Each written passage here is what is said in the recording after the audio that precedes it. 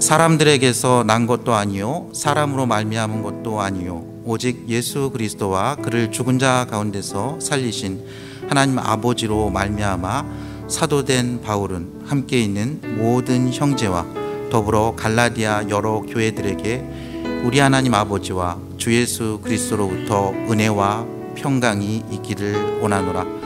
그리스도께서 하나님 곧 우리 아버지의 뜻을 따라 이 악한 세대에서 우리를 건지시려고 우리 죄를 대속하기 위하여 자기 몸을 주셨으니 영광이 그에게 세세토록 있을지어다. 아멘. 아멘. 네, 저희는 교회로 이렇게 모여서 예배를 드립니다. 교회는 하나님께서 예수 그리스도의 보혈로 불러주신 하나님의 백성들입니다. 그래서 저희의 시민권은 하늘에 있습니다. 그렇지만 저희는 이 땅을 딛고 살아갑니다. 저희가 이 땅에 태어난 사람들 중에서 하나님께서 그의 백성들로 불러주셔서 하늘 백성을 삼아 주셨지만 저희가 이 땅에 사는 동안은 저희는 땅을 딛고 이렇게 살아가죠. 그래서 교회는 정치적으로 이해관계가 있는 그런 사회 속에서 그런 땅을 딛고 살아가고요. 사회적으로 이해관계가 있는 사회 속에서 살아가고 경제적으로 이해관계가 있는 사회 속에서 살아갈 수밖에 없습니다. 교회가 어떤 결정을 했을 때 그게 어떤 정치적 견해, 경제적인 이유, 사회적 이유와 결탁이 됐을 때 교인들이 상처를 받기도 하고요. 또 다른 의견을 갖기도 하는 경우를 종종 볼 수 있습니다.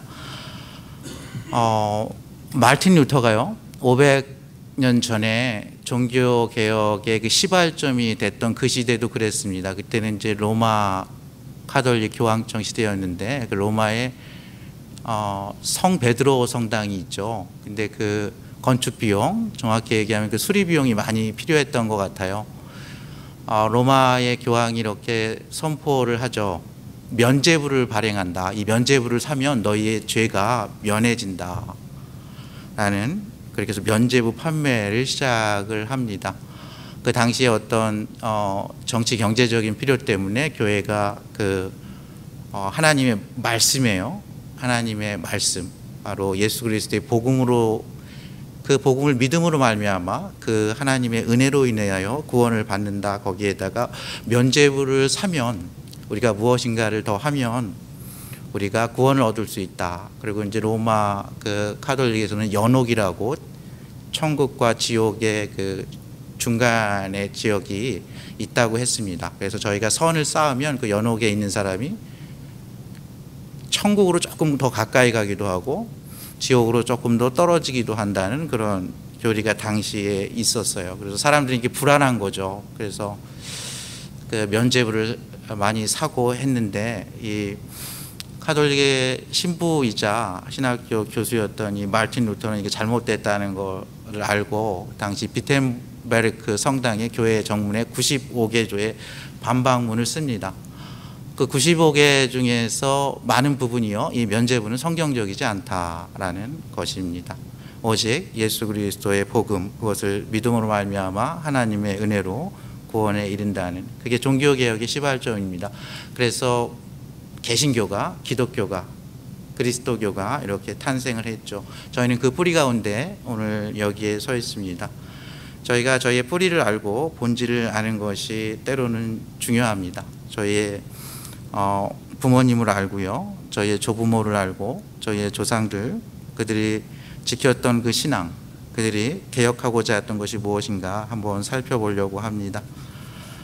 사도 바울이요, 보통 편지를 쓸 때 항상 이렇게 편지를 씁니다. 은혜와 평강이 너희에게 있을지어다. 그리스도의 은혜와 하나님의 평강이 너희에게 있을지어다. 그리고 보통 사도 바울은요, 그들을 이렇게 축복합니다. 정말 너희를 축복한다, 감사한다, 이렇게 보통 편지를 시작을 하고요. 그들의 믿음을 칭찬하기도 하고요, 그들의 소망을 칭찬하기도 하고, 그들의 사랑을 칭찬하기도 합니다. 데살로니가의 교회에 보낸 편지에는 그것을 칭찬해요. 나는 너희의 믿음의 역사와 사랑의 수고와 소망의 인내로 인해서 정말 감사한다 라고 이렇게 이야기하죠. 사랑을 하면 저희가 수고를 하게 돼 있죠. 저희는 믿음으로 기도하면 하나님께서 역사하십니다. 소망을 가지고 있으면 저희는 참고 기다릴 수가 있죠. 많은 일들이 인생에서 기다려야 이루어지는 일이기 때문에 저희는 소망 가운데 믿음으로 기도하며 현재를 사랑으로 감당하며 살아가는 저희는 그런 인생을 이 땅에서 살고 있습니다. 저희는 부름받은 하나님의 백성이기 때문에 저희는 나중에 하나님의 시민권을 받았기 때문에 저희는 천국에 안착할 것입니다. 그러나 저희는 이 인생의 여정 가운데 오늘 말씀에 있듯이 정말 악한 세대, 이 악한 세대라는 거는요, 뭐 특별히 뭐 이렇게 악하다 이런 뜻이 있기도 하지만요, 이 뜻은 원래 뜻은요, 하나님을 알지 못하는 세대라는 겁니다. 하나님을 인정하지 않는 세대라는 거예요. 하나님께 감사하지 않는 시대라는 거예요. 하나님께 영광 돌리지 않고 하나님과 관계가 없는 어떤 커넥션이나 하나님을 염두에 두지 않는 그런 세대를 살고 있다는 겁니다. 그러니까 이 악한 세대라는 거는 저희가 이렇게 보기에 이번에 그 라스베가스에서 총격 사건이 있지 않았습니까? 그러한 일들로 인해서 악한 세대라는 뜻도 있지만 본질적으로는 그 영혼이요, 하나님의 은혜와 평강이 없는 그러한 영혼이고, 그 세대가 하나님과 상관없이 정치 행위를 하고 경제 행위를 하고 사회 행위를 하고 다른 사람들과의 관계를 하는 그런 세대 가운데서 하나님께서 저희를 이렇게 불러주셨다는 거죠. 저도 오늘 이 말씀을 열면서요, 여러분들의 마음에 그 예수 그리스도로 인한 은혜와 하나님으로 인한 평강이 여러분 마음속에 가득하기를 먼저 축복합니다. 교회가 크지 않으면요, 은혜를 받기가 사실은 어렵습니다. 저희는 직장에 가서 은혜를 받기가 좀 어려워요. 그곳에서는 스트레스를 사실 많이 받거든요. 저희가 일을 하는 곳에서는 무엇인가를 해야 되기 때문에 마음에 여유가 없어요. 내가 해야 될 일이 있고 마음에 불편함이 있기 때문에 은혜를 받기가 사실 좀 어려워집니다. 그곳은 이제 일을 해야 되기 때문에 그래요. 그리고 이 세상이 너무나 바쁘게 돌아가고 저희가 하나님 없이 돌아가는 게 너무 많기 때문에 저희는 마음이 평안하지가 않습니다. 하나님을 주장하는 것이요, 이렇게 인정을 받거나 존중받는 시대가 아니에요. 그것이 이렇게 도덕적으로 대다수, 그걸 이제 ethical majority였던 시대에도 있었어요. 근데 지금은 그렇지 않습니다.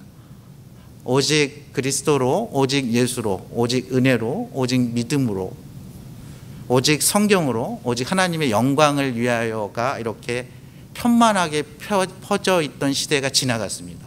그것을 주장하는 것은요, 편협된 사고예요. 그것은 마음이 막 다 닫혀 있는 거죠.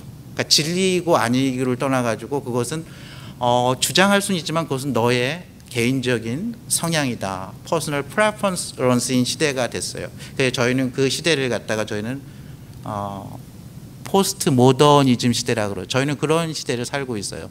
다양성과 다원성이 강조되는 그런 시대였어요. 그런 시대를 살고 있습니다. 그런 시대에 있기 때문에 저희가 이 마틴 루터가 그 당시에 주장했던 것, 그리고 오늘 우리를 사는 우리에게는 이게 무슨 의미가 있을까 한번 이렇게 한번 살펴보길 원하는 것입니다.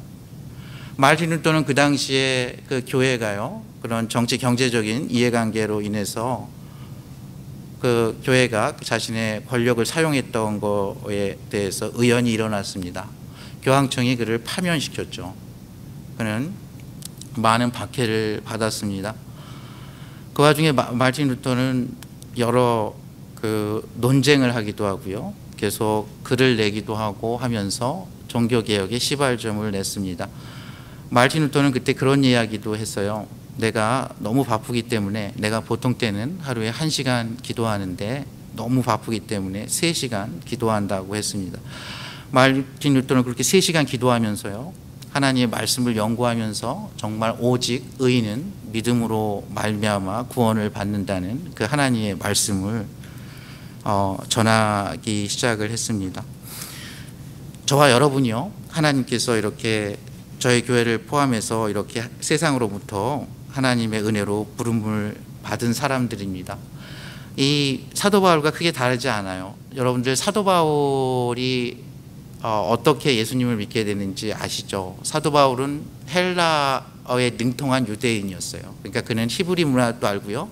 당시에 그 세계 패권 국가였던 그리스 로마의 문화도 알았던 거예요. 지금으로 따지면요, 뭐 이스라엘인이면서 미국의 영어와 그 문화를 잘 아는 거죠. 그는 당시에 유명했던 가말리엘 문화생에서 문화생이었습니다.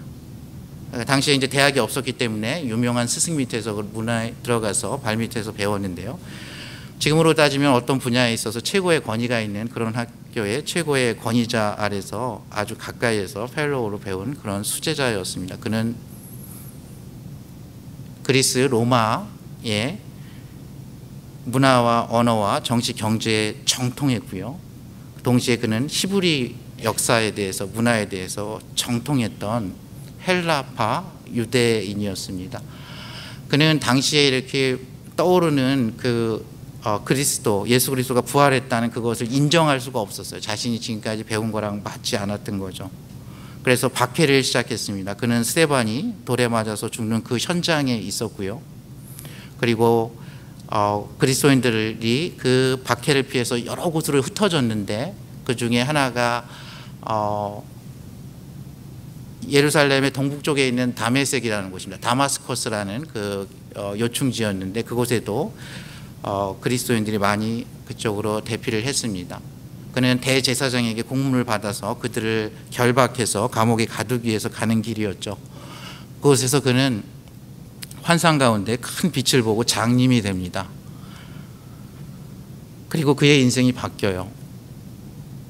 하나님께서 아나니아를 보내주셔가지고 그를 안수하면서 하나님께서 그를 이방인의 사도, 당시 헬라 문화권의 사도로 하나님께서 파송을 합니다. 그 이후에 아라비아에 가서도 3년 있고요. 그의 고향 다소에 가서도 10여 년을 있습니다. 사도 바울이 다시 역사에 이렇게 전면에 나타나기까지요, 한 15년이 걸리고 그는 안디옥 교회에서 바나바와 함께 파송을 하면서 1차, 2차, 3차 전도 여행을 합니다. 여러분들 사도 바울이 쓴 편지가 보통 13권이라고 그러는데요. 사도 바울의 편지는 사도행전의 바울의 그 전도 여행과 연결해서 그 어떤 시대적인 그 사회적인 그 상황을 보고 이렇게 이해를 하는 것이 맞습니다. 이 갈라디아서 같은 경우는 지금의 터키 지방입니다. 오늘 말씀 보면요, 갈라디아 여러 교회들에게 편지를 했어요. 사도 바울이 1차 전도 여행에서 안디옥 교회에서 파송을 합니다. 여기서 말하는 안디옥 교회는 수리아 안디옥 교회입니다. 성경에 보면 안디옥이 두 군데가 나와요. 좀 오늘 말씀 좀 어려워질 것 같은데 그 부분 짧게 얘기하면 비시디아 안디옥이 있고 시리아 지방의 안디옥이 있는데 그 시리아 지방에 있는 안디옥 교회가요, 그 이방인 선교의 그런 헤드쿼터 역할을 합니다. 그곳에서 바울과 바나바를 안수하고 파송을 보냅니다. 1차 전도 여행을 그렇게 보내요. 전도 여행을 끝나고 그곳으로 오고요. 그곳에서 예루살렘이 재난을 당했을 때 그곳에 구호물자를 보내고 다시 그곳으로 옵니다. 그곳에서 신라와 함께 2차 전도 여행을 가고요. 3차 전도 여행을 가고 하는 것이 사도행전 13장부터 후반부까지 그 사도 바울의 행전인 것입니다. 그곳에서 이렇게 파송을 받아요. 근데 사도 바울이 이방인의 사도이다 보니까 그가 갈라디아 지방에서 교회를 개척했는데 그것에 문제가 생겼어요. 유대인들 중에서 개종을 한, 그래서 기독교인이 된 사람들도 있고요. 그냥 흩어져 있는 디아스포라 그 헬라인들 중에서도 이 예수 그리스도를 믿고 그리스도인이 된 사람이 있는 거예요. 그래서 이 이제 분쟁이 있었죠. 근데 유대인들은 그들은 모세의 율법도 지키고 특별히 할례를 행해야 한다. 그리고 모세의 율법을 지켜야 한다. 그런 생각을 가지고 있었던 거죠. 그래서 너희가 그리스도인이 되는 건 좋은데 율법도 지키고 할례도 받자. 먼저 유대인이 되고 그 다음에 그리스도인이 되자 하는 그런 유대주의자들이 있었습니다. 그거로 인해서 사도행전 15장에 보면요, 예루살렘에서 총의회를 열죠. 그곳에서 바울도 이야기를 하고요, 베드로도 얘기하고, 예수님의 형제였던 야고보가 이야기를 하죠. 우리가 이방인들 너무 괴롭게 하지 말자. 그들이 음행이나 피를 먹는 것이나 살인은 멀리하게 하지만 할례라든지 그 유대인들이 지켜야 하는 그것은 그렇지 않다. 지키지 않아도 좋다고 하자. 그들에게 자유를 주자. 이 자유는 죄로 가까이 가는 자유가 아니라 우리가 모든 무거운 것, 얽매이기 쉬운 것으로부터 벗어나는 자유다 하면서 예루살렘 공의회를 합니다. 갈라디아서는 그때쯤 쓰여진 거예요.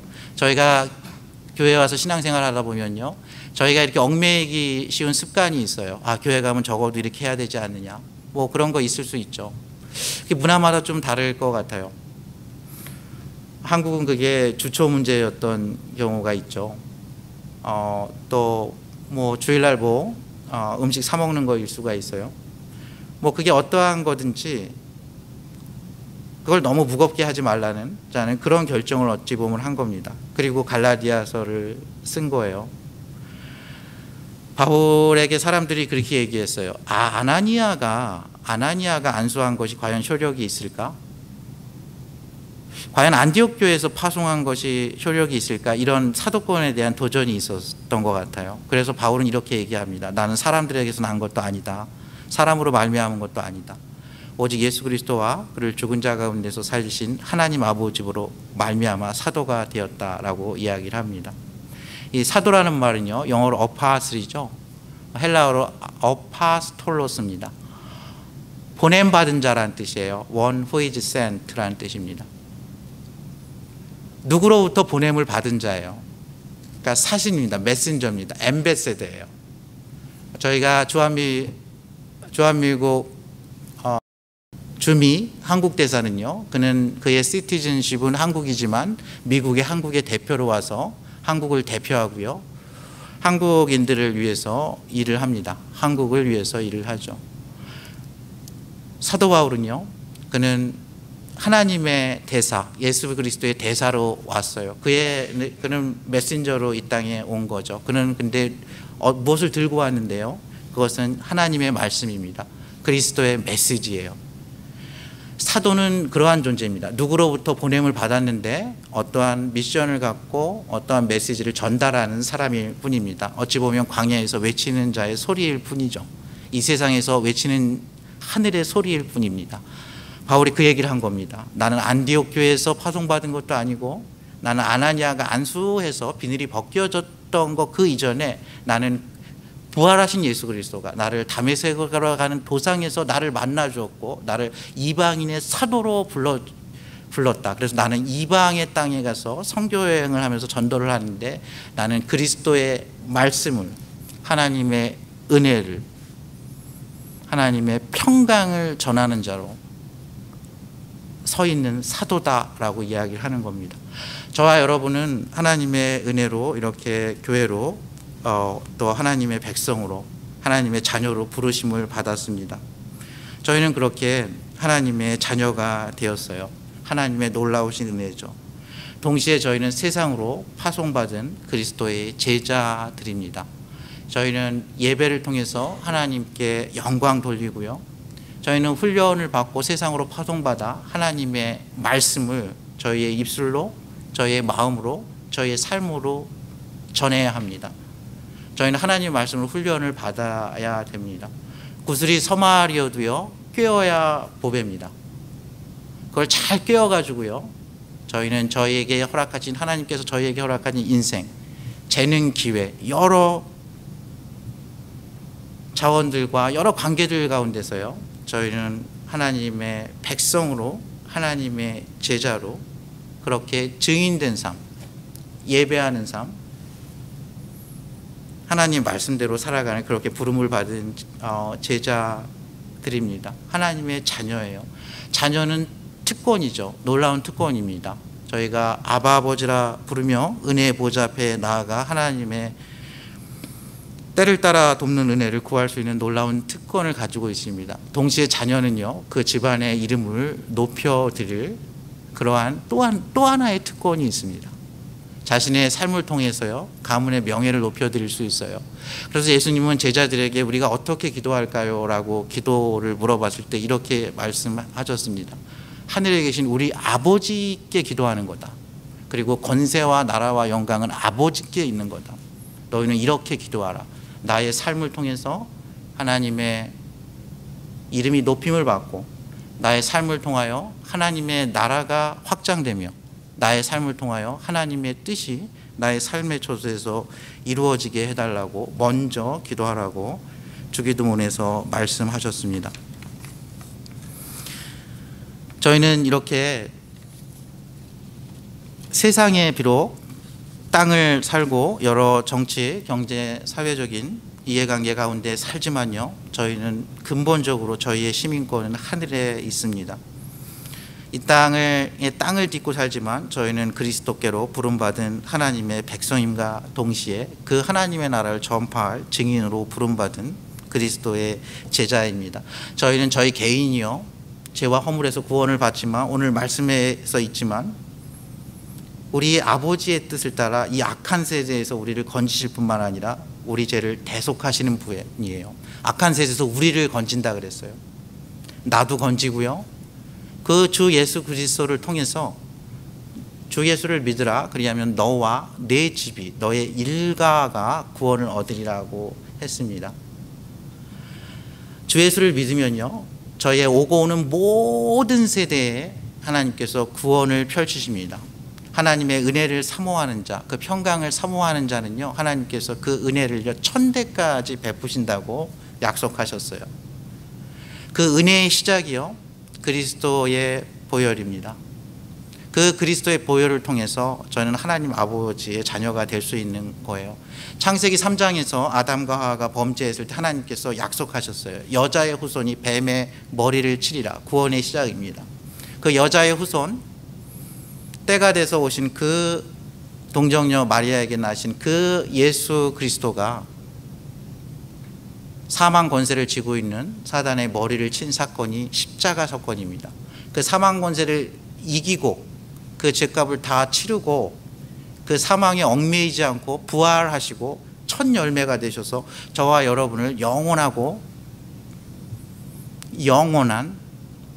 그리고 영원한 그 생명의 길로, 그 소망의 길을 연 사건이 예수님의 부활의 사건이에요.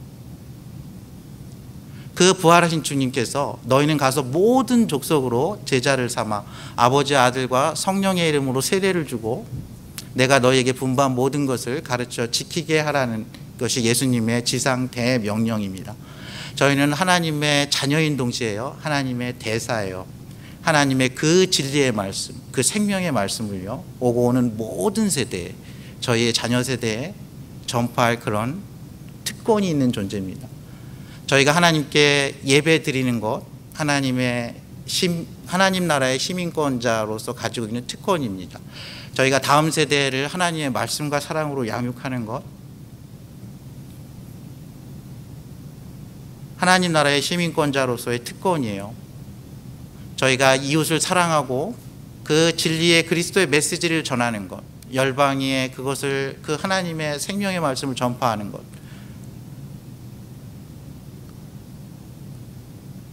그것은 우리를 불러주신, 하나님 나라의 백성 삼아주신, 자녀 삼아주신, 제자 삼아주신, 우리를 보내신, 이 땅에 살게 하신 하나님의 섭리 가운데 이루어지는 놀라운 특권입니다. 특권이 있어도 저희가 잘 못 누릴 때가 있죠. 저희가 미국의 시민권자이기도 하고 영주권자이기도 하고 또 여러 문제로, 또 법적으로 좀 다른 스테이트에서 굉장히 많은 사람들이 스트럭을 합니다. 그러나 저희가 그것이 있다 그래서 그것을 잘 이렇게 누릴 수 있는 건 아니에요. 없다 그래서 또 뭘 그렇게 못할 수 있는 것도 아닙니다. 굉장히 제한이 되는 건 사실이에요. 그러나 저희가 가지고 있는 어떤 특권, 하나님께서 저희에게 허락하신 특권 중에 가장 큰 거는요, 우리에게 생명을 주셨다는 거예요. 우리에게 생명을 주셔서 이 세상을 살아가게 하세요. 때로는 낮추시고 때로는 힘들게 하지만 저희는 그 고난을 걸어서 이렇게 통과할 수 있는, 고난을 맛볼 수 있는, 즐거움을 맛볼 수 있는, 인생의 희노애락, 애호욕을 느낄 수 있는 그런 놀라운 시간을 허락해 주셨어요. 동시에 그는 우리를 하늘의 시민권을 주시면서 하나님의 자녀로 삼아 주셔서요, 저희가 때를 따라 돕는 은혜를 예수 그리스도의 이름으로 기도하기만 하면요, 하나님께서 응답하시겠다고 말씀했습니다. 저와 여러분은 하나님의 자녀로서요, 그리스도의 제자로서 이 세상을 사는 동안요, 삶의 모든 영역에 걸쳐서 이 복음의 산 증인이 되어야 합니다. 언제 어디서 무엇을 하든지 간에, 저희가 어떤 직업을 갖고 있던 간에, 저희가 어떠한 형편에 있든지 간에, 저희가 어떠한 재능이 있든지 간에 저희는 하나님께 영광 돌리는 삶의 예배를 통해서, 공적인 예배를 통해서, 자신의 삶에 그리스도의 제자된 삶을 통해서 그리스도를 증거함으로써, 또 서로 권면함으로, 서로 위로함으로, 또 서로 섬김으로, 서로 희생함으로 저희의 은사를 하나님께서 기뻐하시는 그 공동체에 쓰므로 저희는 하나님께 영광 돌리는 삶을 살아야 합니다. 사도 바울은요, 그의 인생을 그렇게 살았어요. 그의 인생을 그렇게 살았습니다. 사도 바울이 저는 가장 훌륭하다고 생각하는 것 중에 하나가, 그가 정말 놀라운 복음의 글을 썼죠. 13권이나 되는 글, 로마서, 갈라디아서, 에베소서, 정말 주옥과 같은 글을 썼어요. 그는 교회를 위해서도 이렇게 글을 쓰면서 다음 세대를 그 진리의 길로 인도했을 뿐만 아니라요, 디도나 디모데와 같은 영적인 개인을 위해서도 감옥에서 편지를 쓰면서 그렇게 멘토링을 하고 지도했던 그런 교회의 아주 기둥입니다. 그가 전도 여행을요, 쉬지 않고 했습니다. 근데 제가 사도 바울이 무엇이 가장 훌륭한가 이렇게 생각하면, 저는 사도 바울이 그리스도 안에서요, 자신의 정체성을 정확히 알았던 사람이라고 생각합니다.